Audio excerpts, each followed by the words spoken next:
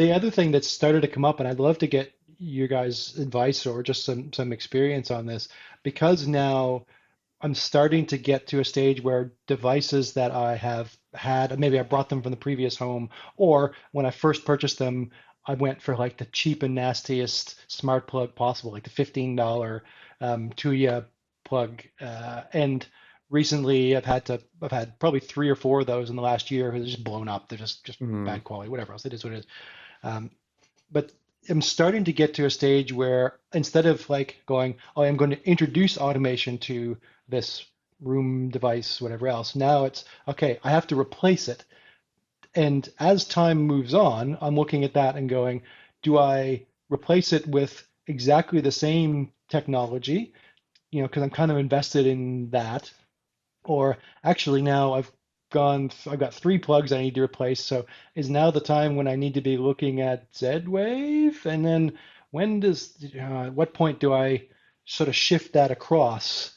And it's never a problem I've had before because I've always just like, okay, well, just keep doing the thing that I'm doing. But how Mm. do you make the decision where it's time to get everything off of Wi-Fi, if that's whatever the thing is, get everything off of Wi-Fi and go, I'm going, whole hog into this other tech, because there's the cost of it, there's the time it takes to do it, and there's the potential that okay, well, in a year and a half's time, actually, that's no longer the right tech. Now the new tech is this. This is the right tech. It's like I have this fear of making that wrong decision, and then it's just like, oh, yeah.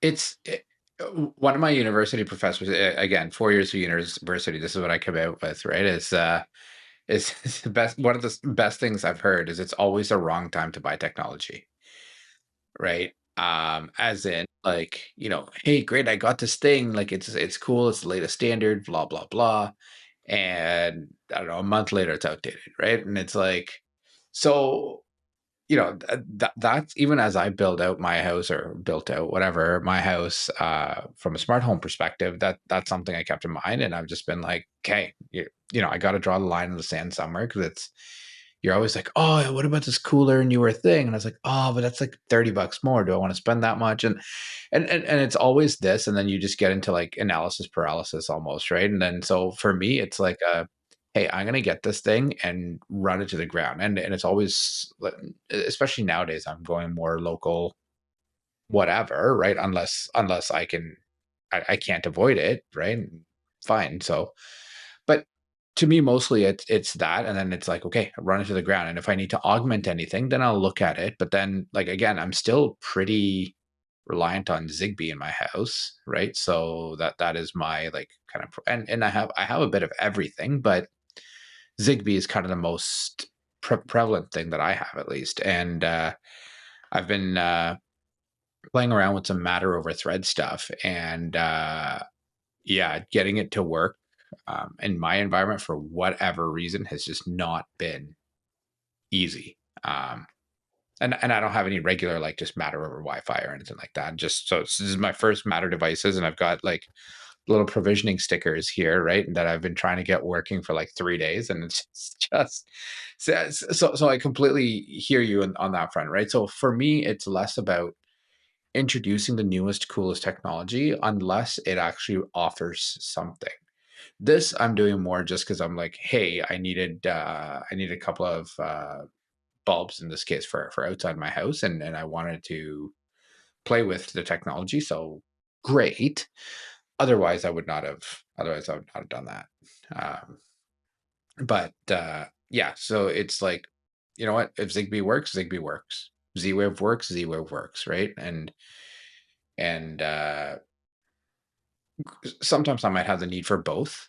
Then okay, cool. When I need it, I'll kind of do the best, pick the best one for that whatever task I'm trying to achieve, and leave it at that, and let Home Assistant deal with the rest, right? Because at that point it's all normalized, and I don't care if it's Z-Wave or Zigbee or Matter or anything like that, or Wi-Fi, Bluetooth, whatever. It's I don't just I don't know. I think there is a little bit of a care factor there, though.